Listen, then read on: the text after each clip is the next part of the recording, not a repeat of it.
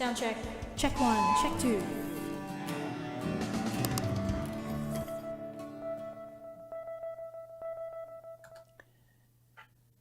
Hello, Tracey.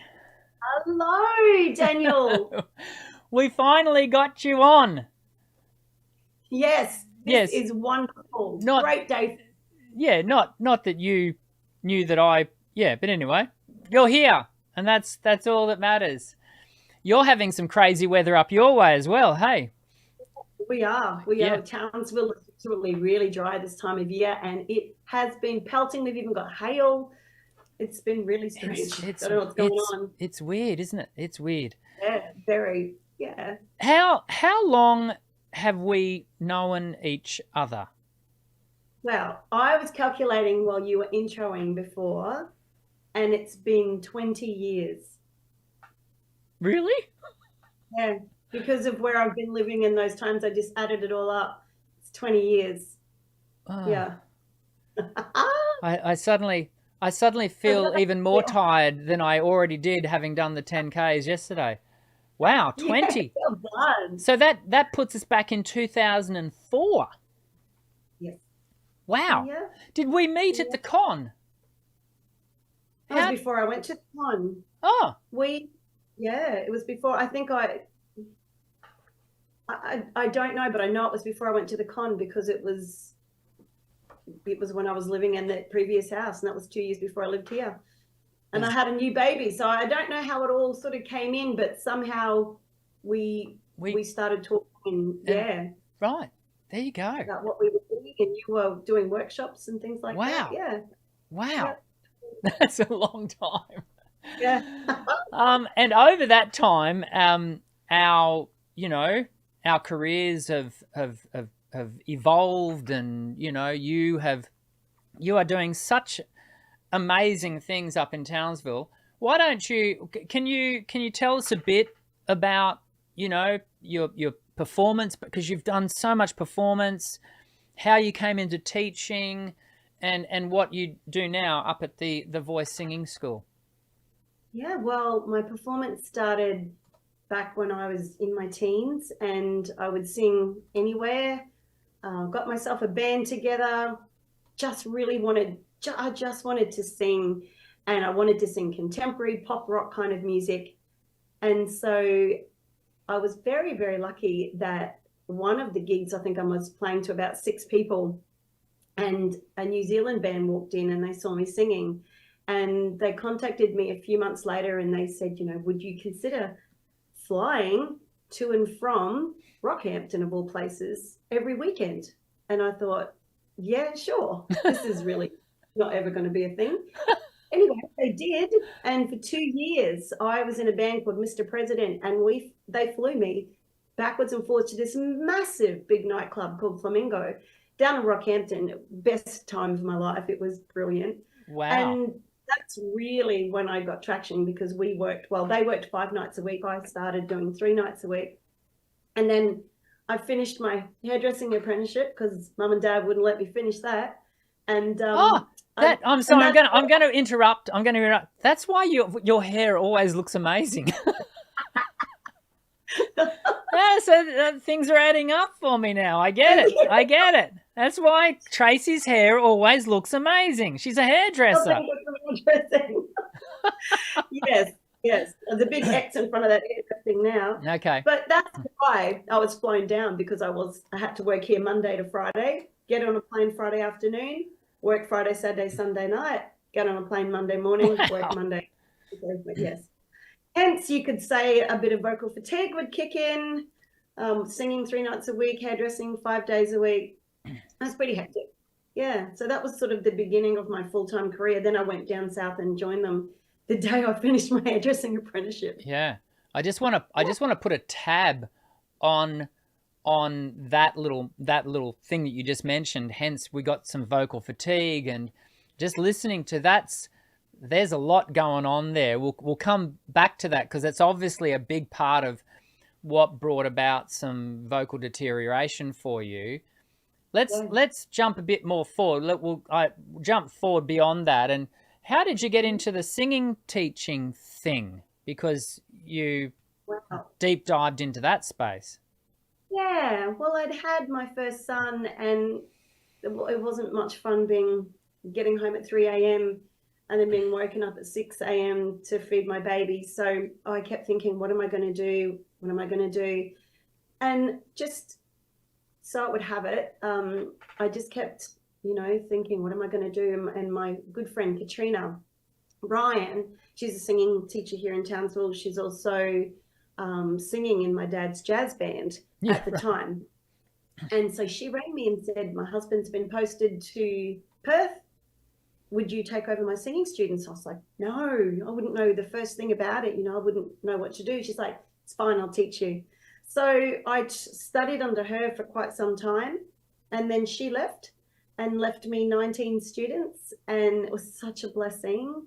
And then I sort of slowly moved out of the nightclubs and late nights and just stuck with the corporate work with my husband, who was also a musician, and then started teaching. Yeah, that was back in 98. Wow. Ooh. How that it's wonderfully, I mean, being gifted 19 students is just, I know. it's just So amazing. Yeah, I was so lucky. She changed the course of my life. Wow. Like there's two things. One was that night playing at the Seaview Hotel here in Townsville to nobody.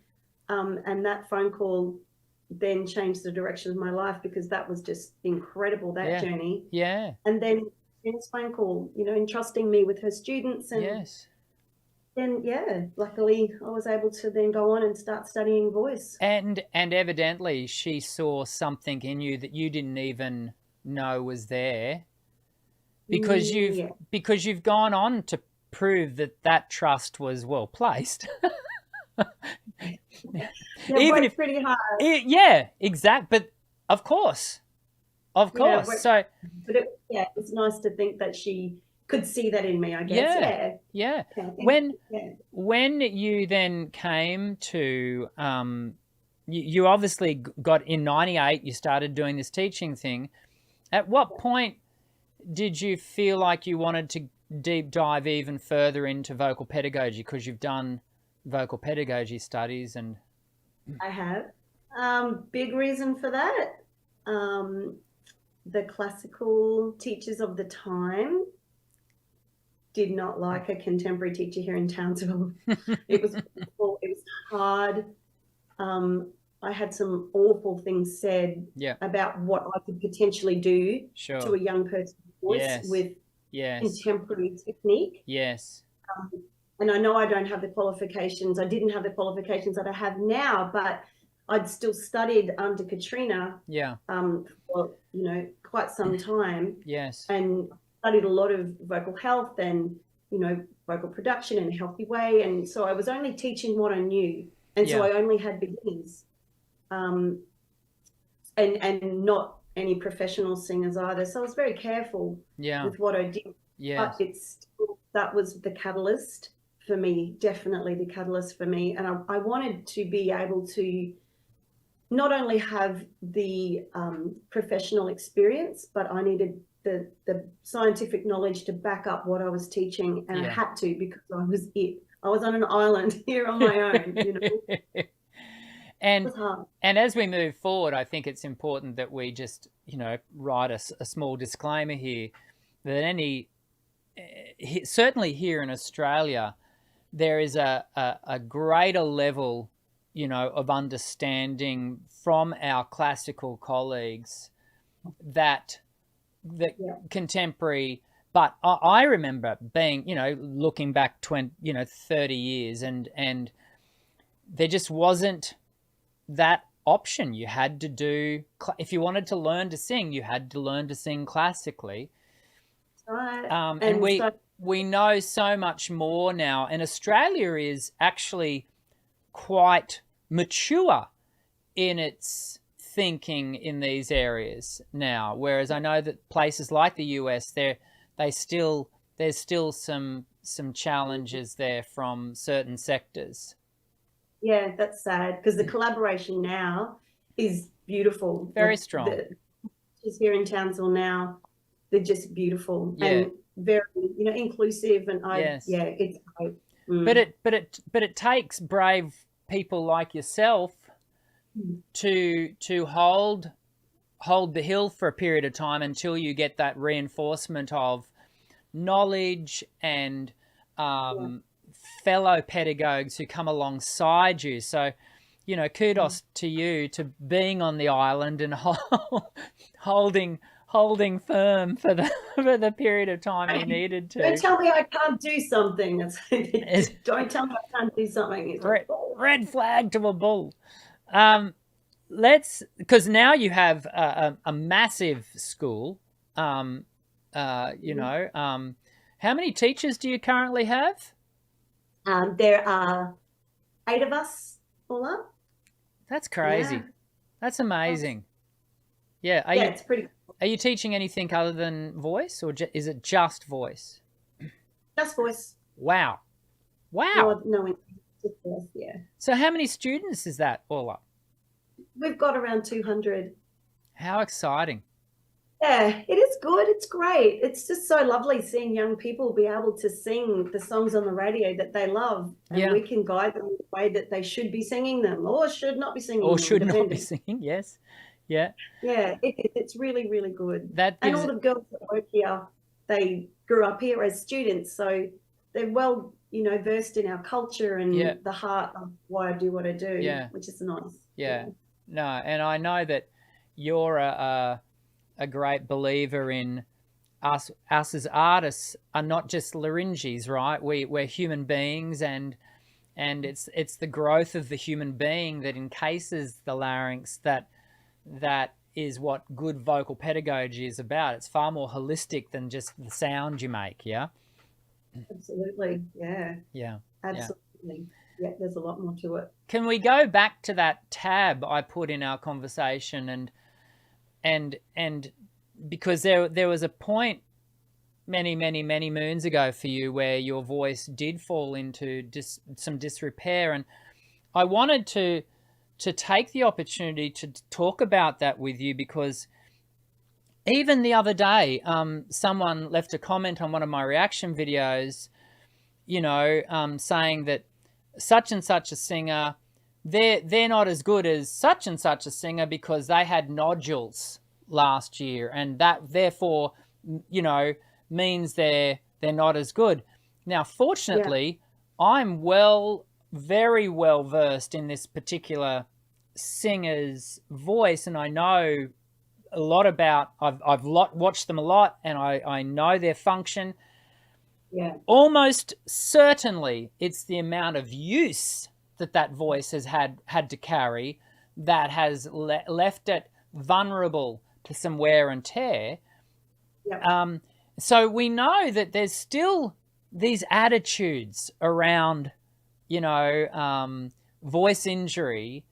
I wanna go back, and I want to give you the opportunity to share your experience and what happened for you at that period of time, because you were working, and I've heard you sing. You're an amazing singer. This has got nothing to do with a lack of talent. Yeah. But what happened? What happened for you? What was the circumstance? Well, it was, you know, being naive and having no access to anyone that could tell me how to care for my voice and what it was capable of, what it wasn't capable of. You know, hearing you did that, you know, marathon, really, 10K, that's pretty good. Not just your lovely sister, but in the context of my sister's 50, it was nothing. Not good in the context of if I was beside you. It was still double what I would normally do. I've got to put it out there. Anyway. Well done. Yeah, that's thanks. Impressive. You think to yourself, you wouldn't expect that of yourself the following day, and then the following day, and then the following day. Absolutely. And yet, we as singers, we do expect that of ourselves. Yep. And I think there's a couple of things at play here. Firstly, it was difficult for a young girl who wanted to sing the big songs of the time, like the Pat Benetars, and, you know, which is kind of aligned with like your Adeles and your Christinas of today. Yeah. And even that's probably a little bit dated, but you know, those bigger sounds, which is what I really love to sing. And I couldn't find anybody that could give me any skills on how to produce that sound safely. So that was sort of the first area that was different, because stylistically, if I was to have taken classical lessons, All Fired Up would not have sounded like All Fired Up. It would have sounded like a classical version of All Fired Up. So that was difficult. So then I had to just sort of, you know, step away from anything like that and just mimic. And so, of course, we learn that mimicking really isn't a good idea all of the time, because they're doing it in the studio and they may do that grungy sound once, but we do it then every time we perform because we think that that's what they do. I'm nodding furiously here. yes. That's definitely you know, one of the things. And then not understanding the things that go along with vocal health. We use our speaking voices to sing with as contemporary singers because, you know, that's the sound that we hear. That's what we, you know, and we know now through science that that's what's happening. And to not look after that speaking voice. So, for instance, I'd get off stage, I'd jump into the crowd, have a couple of drinks, start talking to people that are coming seeing the band over the top of the detail. Like I'm hollering, and you'd wake up the next morning after having, you know, a bagel at 5 a.m., go to bed straight away, and then you'd get up and you'd be like this, and you'd think, oh my goodness. You know, back in the day too, it was, you know, full of cigarette smoke as well. So, you know, so lucky that's not like that today. But all of those things, I didn't know the first thing about, you know, vocal fatigue, speaking over loud music, or even just in a crowded room. I didn't realize that there was this thing called reflux, which almost ended my career. And then I didn't realize that vocal rest had to be taken into consideration, and not just driving more air pressure to get those vocal folds to get a bit thicker and to give me a sound that'll get me through a night.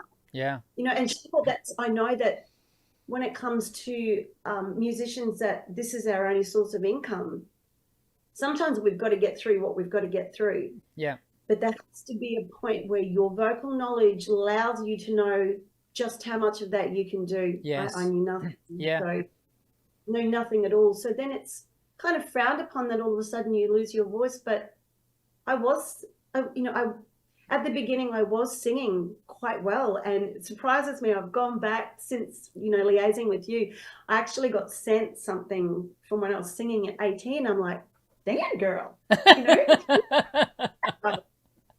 And it wasn't, and it was bright and twangy, and it was free, and I thought, geez, that's interesting. That really is a great way for me to connect the dots of what happened to me as a professional singer, and it was not understanding the limitations of, you know, we're a vocal athlete, everything has to be taken into consideration. And the vocal fatigue, trying to sing 3 nights a week, hairdress 5 days a week. Where was my vocal rest, Daniel? There was none. There is none. There is none in that. And adding dry, plain air in the middle of it. Like, so what happened? I mean, obviously there would have been a bit of a slow burn for you in the deterioration of your voice. What happened? Well, it was, and this is common with what I get spoken to from a lot of professional singers. I didn't know if my voice was going to be okay on the night. Was it going to be all right tonight? I never really knew. And I didn't have any sort of testers like I do now to make sure that my range is free, and you know, there's no dead spots, as we like to call it in the band. And that was sort of the first thing, was how's it going to be? I'd wake up in the morning. I couldn't really speak in the mornings. It'd come good by the afternoons. And that sort of got a little bit later in the day, and a little bit later in the day. And then all of a sudden I'd started losing my upper register. So some of my really high notes were just air.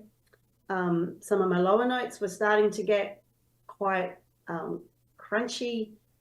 I'm thinking, oh gosh, this isn't bad. And some days I'd get on stage and I'd just you know, some of the boys in the band, thank goodness, had incredible voices, and they'd just back me up, and I'd just mime just to get through the night because I had no choice.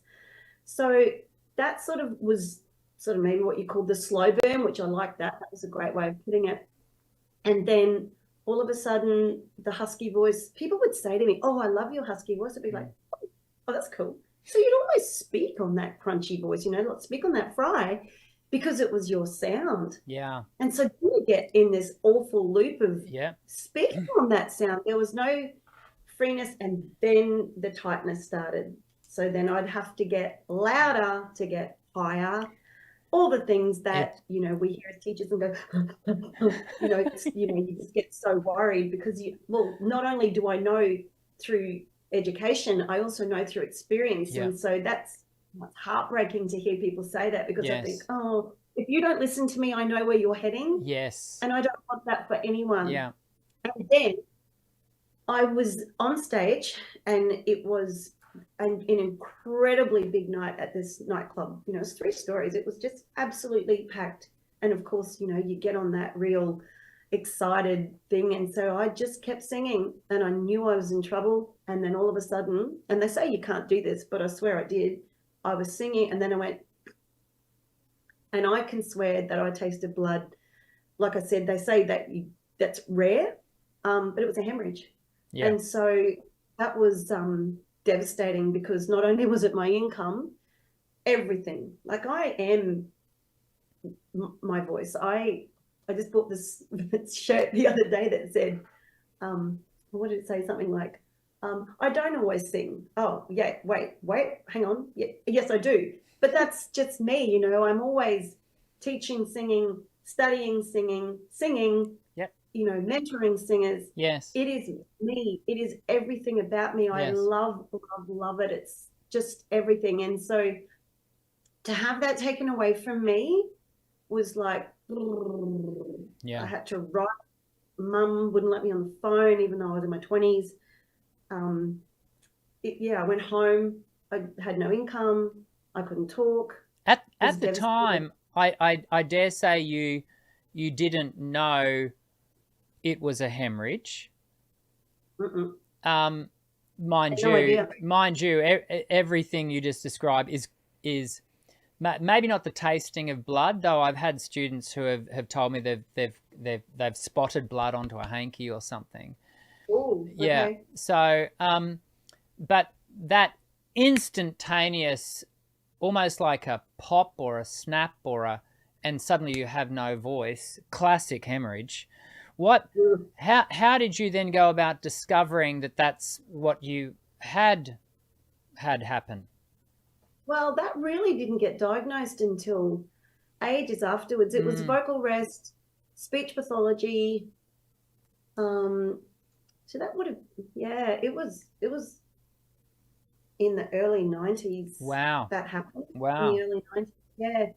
So it was really speech pathology, and it wasn't diagnosed until early 2000s, where I finally got, you know, in the con, and went with Irene Bartlett and a speech pathologist, and they had a look, and they're like, you know, you've had a hemorrhage. I think there's some scarring. Yeah. Yeah. And of course, you know, like, I had struggled ever since, really, with my voice. It sounded terrible, you know. It was awful. It was hard to get it going. And I didn't really know too much, but the speech pathology was fantastic. Yeah. Started getting me organized in my head about what I was doing that was incorrect in vocal health, what I was eating, what I was drinking, what I was doing, you know, all those things. We these days, often, not always, but often, if a singer has experienced a vocal fold hemorrhage, they will go in and clean out, you know, like with surgery, which is always followed by therapy, but, you know, they'll often clean that out so that we don't have that residual scarring. But back in the 90s, we knew so much less than we know now, don't we? Yeah, there was nothing. No. And like, there was not even any talk of it really. Yeah. Yeah. I wouldn't have known if I hadn't have, you know, gone and got scoped to say, you know, why. But then a big reason then too was reflux. I had a lot of reflux. And that's like, I've become like a slave to my voice. So many things I don't have in my diet anymore. Yes. So many. But you know what? It works. Yes. And that makes me happy. I often share here on the channel that there are two things I wish I had have known during my professional singing career, that era, and how to manage in my own voice. I wish I had known how to manage my allergies.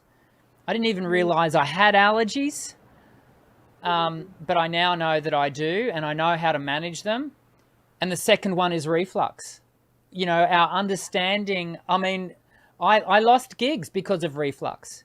I would go from a 3.5 octave workable range to less than an octave. Like, it would just completely shrink me. So I really hear you on that aspect of how much more we know now. And like you, right. I manage it through, you know, predominantly through my diet. Tell me, how long did it take for your voice to then, you know, recover to the point where you were gigging again? And this is after the therapy with the hemorrhage. Yeah, I had 6 weeks off, which really isn't a long time. And then six weeks until I started traveling again. Yeah. Gosh, it's all a bit of a blur, all of that. Well, it's a long time ago, Tracey. Yeah, it is. Yeah, it's sort of a bit of a blur. And, you know, to be honest, I don't really think I ever got out of that horrible spiral, because I still really, you know, wasn't really looking after myself properly and taking it really seriously. You know, that, yeah, it took a long time. And I think I just got through by, you know, I was having a good night, or I wasn't having a good night, or I'd still be really husky. My voice was still very limited. Yeah. But I made it work, you know. I don't really know how. I did try hard with the speech, you know, pathologist, but it wasn't until I found a contemporary voice teacher that it also went, oh, you know, and that's nearly a long time ago now, thank goodness. Yes. Yeah. Did you find that from the hemorrhage forward, did you find that you were then singing with what you would identify as a compromised voice, a voice that was less than? Absolutely. Uh-huh. Absolutely. There were songs I wouldn't touch because they were just too pretty, you know, that I would have to lengthen far too much to get that pretty sound. There's no way I'd do it. So I just didn't do them. Yeah. So I was lucky. I loved being a rock chick, but still, you know, even to get some of those higher notes, it was always, you know, it wasn't, I hate to think, you know, in the middle of my career, I always remember our lead singer, oh, why do you have to holler? Stop hollering. I was like, well, I don't have a choice. That's it. That's kind of how it is. But thank goodness it's not like that anymore. It is something that I think everyone who's watching can really take a lesson from, is that the answer to getting your voice going, if it's tired or you've been sick, is not to push harder. No. I can vouch for that. It is the road to sure disaster. It really is. And you know, even if you feel like you survived the risk, if you have to front up and do that, it's just going to get slow. It's going to snowball over time, and the slow burn eventually catches up with us, doesn't it? It sure does. It eventually does. There's no. What was it? Because it wouldn't have only been about reducing your air pressure, though that would have been a big part of your recovery. What was some other things about your vocal function that you had to change in order to have a voice that was once again, you know, relatively usable and had full scope? Yeah, well, the biggest thing for me is that I needed time off. Yeah. It had gotten to that point. I needed time off. I had to reduce the swelling. I had to make sure that the hardest thing I think for me at the beginning was that I was being told how to do all these different things and that, you know, I should be able to do this and that with my voice.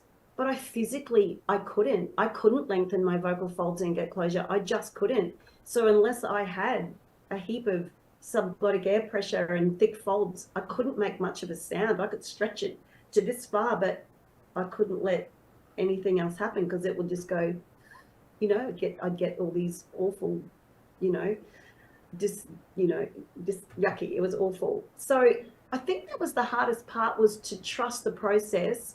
And to trust the process, I had to get an instrument that could align with what I was being taught, because I didn't have that luxury like the other people did. Yeah. I had to reduce the swelling.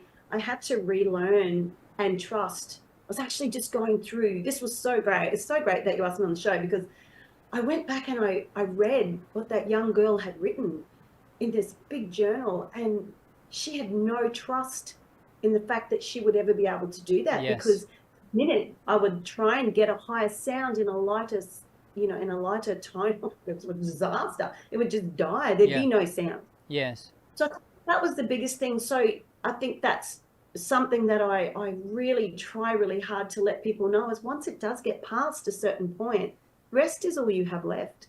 And if you're a full-time musician, that's just not on the cards. Like how do you do that? But at the end of the day, your body will make you have rest, because you will have nothing. You will get nodules, and then you will have all of those things.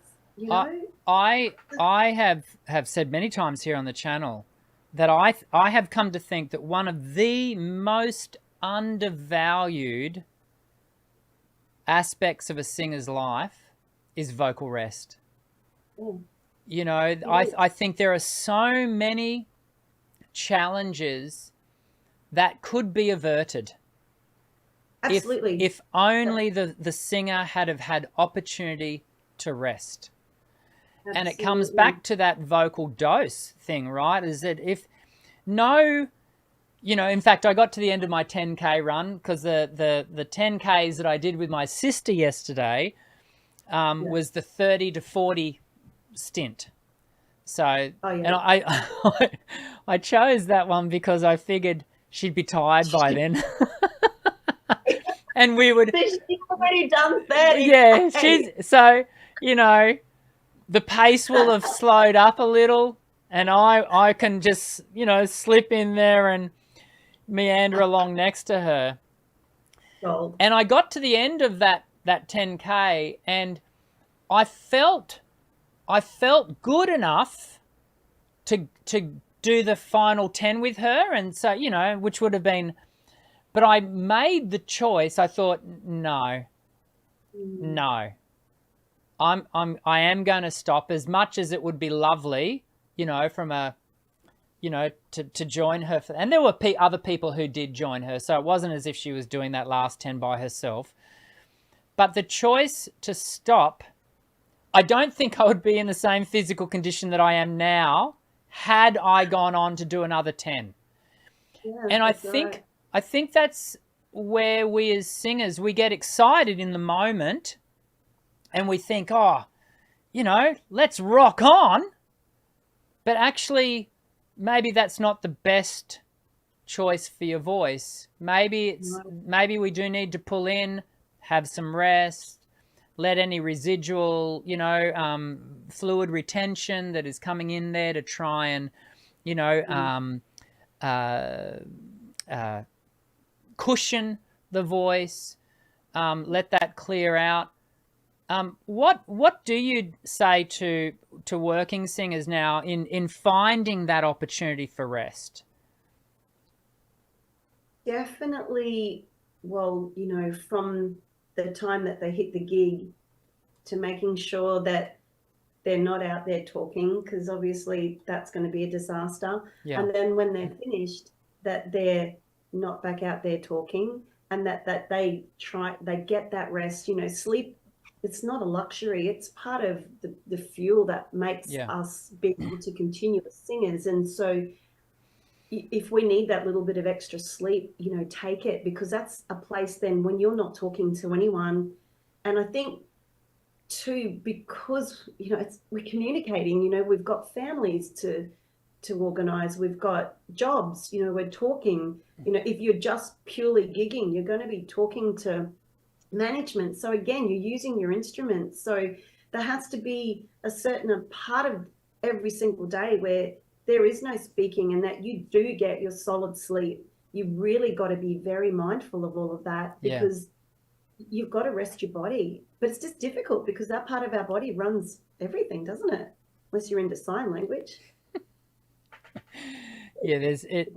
You know, the sign language is necessary for some, but for singing, it can be a bit of a challenge. Yeah, yeah. That's right. Yeah. So it's difficult because it's not just our instrument. It's our, you know, everything, isn't it? It is, voice.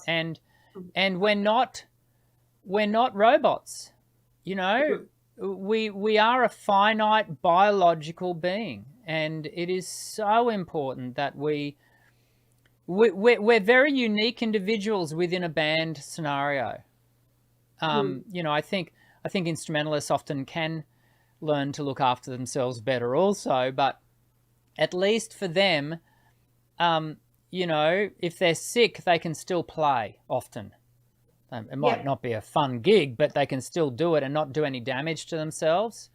You know, for us, what we ate the night before, it can have a big impact on what our voice does the next morning and into the next night. And, you know, the time of year that it is, the time of month that it is for some women. So, yeah, these are big challenges. They are. We're believe it or not, we're nearly out of time, but I know it's always like this, Tracey. Where does the time go? I mean, you have gone on to build such a strong, successful studio. At what point did you really turn your attention to your own? Because you got given these students, you know, in the late 90s. But, you know, the voice school as it stands now was nothing like now what it is, you know what I mean? Like it's, how did that come about? How did that evolve? And what drove you to building it into something that it is now? The school? Yeah. Yeah. Definitely wanting other people, like young people, old people, it doesn't matter, a place to be able to come to sing this kind of music. So they had a choice if they wanted to do contemporary music, that they could come and they could learn how to do it safely. And, you know, by then going on and doing my studies to ensure that every single thing that I had learned along the way was scientifically based. And I feel like it's just so lovely to have that, you know, that underpinning knowledge of not just my experience, but, you know, the science behind it and the wonderful unity that you have when you start studying with other people who, you know, like yourself, we get to meet people and we can bounce off one another when we've got things going on. So yeah. I was adamant that I was going to build a school that wasn't available to me when I was younger. And it was going to be a school where every single teacher has been taught vocal pedagogy. And I've got some young teachers, but they've actually been with me for, you know, maybe 8 years as students. And they are so incredibly knowledgeable in vocal health, in what a young voice can and can't do.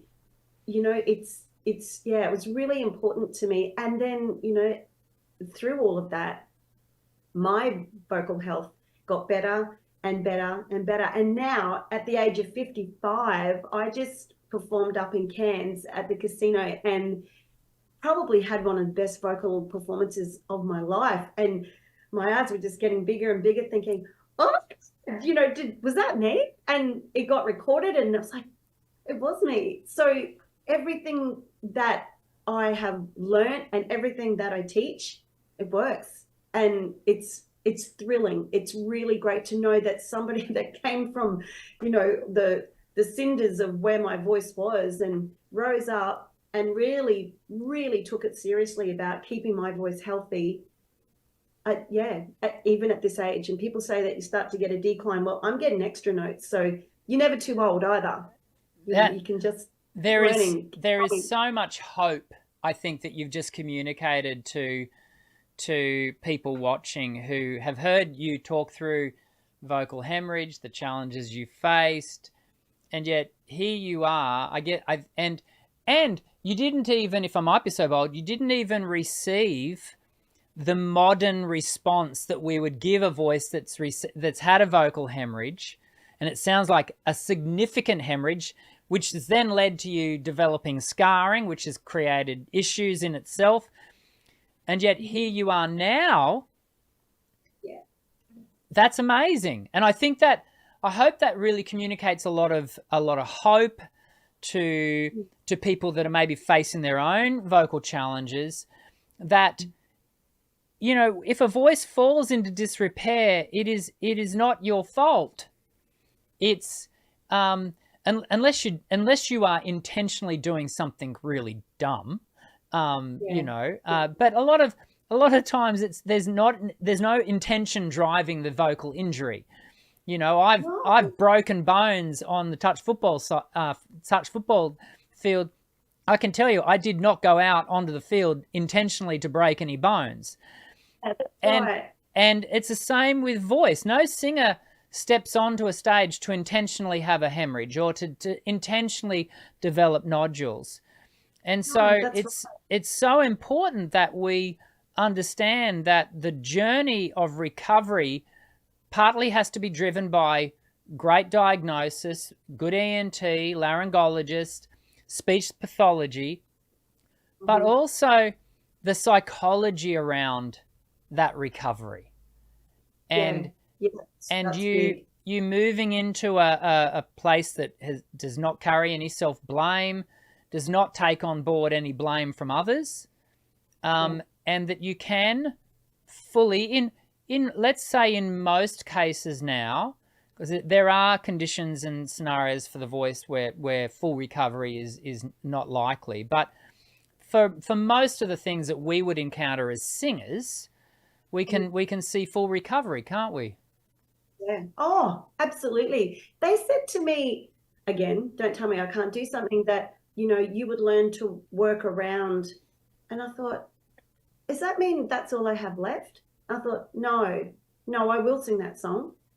And I just put my head down and just did everything that I could to make sure that I had all the elements that I know that could create that sound. Yeah. And hard work in doing it. And, and one thing I want to say too, to anyone that, is experience anything like that, is listen to your body. If there is something that is ever so slightly different, listen to your body. Don't just try and sing around it. Not when we have so much expertise and knowledge. Get yourself in to see a good ENT and find out, is there something there causing that? Is it pathology? Is it function, whatever it might be? But at least then you are on top of it straight away, because obviously nodules that are diagnosed really quickly they can be reabsorbed into the body with some good speech pathology and vocal health tips. And if you jump on things straight away, you never have to go through what I went through. And that's what you and I are here to try and make sure that everybody takes away, is that you don't have to go down that journey anymore. And in fact, Robert Sadeloff, one of the world's leading ENTs and voice researchers, notes that it's up to 90% of nodules will resolve with good therapy. Fully resolve, 90%. They're not the end of career thing that we once thought of them as being. No, not at all. We've got, and that stigma needs to go. It does. And I applaud you for making sure that you bring that up time and time again, because it is an awful stigma. Athletes go and pull muscles all the time, but we get a little, even if it's just Yeah. one little nodule, Yeah. you've had a bad day, you've had a cough. Yeah. My husband got vocal nodules from a 6-week cough, and Yeah. he's a vocalist. He was at the time, and was awful. It was from coughing. Yeah. There's a question we need, because we need to close, but I did want to give Ultra Blast this opportunity to ask this question. So a proper sleep schedule will do wonders for your voice. Absolutely. Absolutely. Yeah. Yep. You've got to get your sleep. Have to. You've got to restore. You do. Got to. Yeah. Yeah. Absolutely. There's just no way around that. You have got to have that rest, so that those cells have got time to replace them. And as you get older, they don't do it as good anymore. So you have to get sleep. Actually, funny conversation we were having as we were doing the jog yesterday, and it was pretty much just a jog. To call it a run's probably an oversell. But we're talking about, the older you get, the more intentional you have to be with your health. Yes. And it's, I want to encourage our younger singers, don't wait until you're our age to be intentional. There is so much benefit, when you are younger, to being intentional with your voice and your health, and doing all the right things, the smart things, and being kind to yourself. Not just your today self, but your tomorrow self as well. That's right. If you want the longevity in the business, or even just for your own enjoyment, because once the joy of your voice not working properly, it takes the joy away. Even if you're just a bathroom singer, it takes the joy away. Yeah. Tracey, thank you for being so open and accessible in your telling of your story. And it's actually, I've heard your story before, and I knew that it would be so beneficial for others to hear someone, because often I think what happens in the voice teaching world, it's almost like, us singing teachers, we've never done anything wrong, and our voices are pristine and they're perfect. And I had my own vocal issues very early on in my career as well. We won't, for the sake of time, we won't get into them now, but the point being is, here you are, like, working professional in your mid-50s, having had challenges, and you've just kicking goals. So thank you for sharing that. I think it does provide people with a lot of hope. Thank you. Yeah, I really do hope so, because there is a lot there. Thank you, Daniel. Yeah, thanks for coming on. Hopefully we'll do it again in the future. Love to. Yeah. Thank you. Thank you. Well, there you go, folks. Tracey is, I find Tracey to be quite an inspiration. She's an inspiration on so many different levels, as a singer, as the challenges that she's overcome, as a business person. I was saying to her before the show started that I've been watching her grow her business in Townsville from a distance, and always thinking, wow, I think she's amazing. And she got to share a bit of that amazing stuff with you today. And I hope you have found it inspiring, encouraging, and even if right now you are not facing a vocal struggle, perhaps in the future you might. I hope you don't, but maybe one day you will. And I hope at that point you recall the conversation that we've had today, to remember that not all is lost.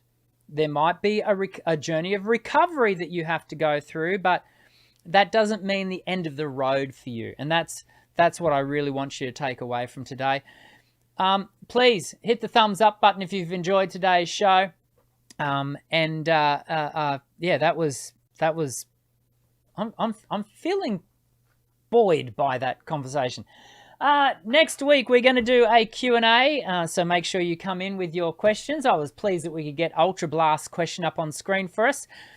Next week, we'll do a full Q&A where you ask the questions, and to the best of my ability, I answer those questions, and we always have a lot of fun when we're doing that, and very much look forward to seeing you when we do so. We've got more guests coming up between now and the end of the year. I know it's mid-August, people.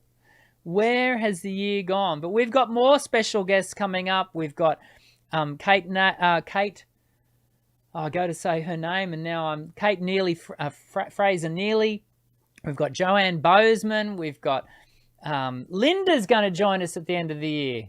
You all know Linda, so she's a special guest, but not anyway. I'm going to hit stop now.